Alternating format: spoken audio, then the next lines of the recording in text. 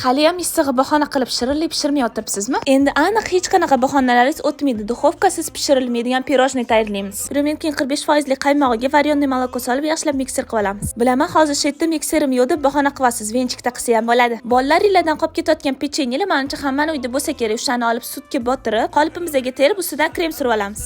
Ustidan xohishga qarab banan va ustidan yana pechenye krem qilib terishni boshlaymiz. Morosilkalarda o'tgan yildan qolib ketgan malinalar bo'lsa, uni ham sovaramiz. Shu ketma-ketlikda pirojniyimizni yig'ib olamiz. Eng ustidan ganaj qo'yib yuboramiz. Bilaman, ganaj retseptini baribir bilmaysizlar, pisanga yozib qoldiraman. Ustini xohishga qarab bezatib, xolodilnikka olib qo'yamiz. Agar menga o'xshab sizlarni ham sabringlar chidamasa, sirazi yevoraveringlar. Buni qilishga vaqtim yo'q deb turganlar 15 minutda tayyor bo'ladi. Ishonaveringlar, shunaqa mazali chiqadi. Buni kofelar bilan ichsanglar bormi? Sizlar ham menga o'xshab narsa pishirayotganda dasturxoningizga to'kib sochib shaltolanasizlar. Bu dog'larni oddiy poрошок ketkazmaydi. Shuning uchun korzinkadan Bavi super очистительni olib kelib qo'ysanglar, og'riqlarni yengil qiladi. Ortiqcha kuchlasiz, bittada dog'larni ketkazadi. Endi dangasalik qilmasdan turib pishiringlar. Sizlarga hech qanaqa bahona qolmadi.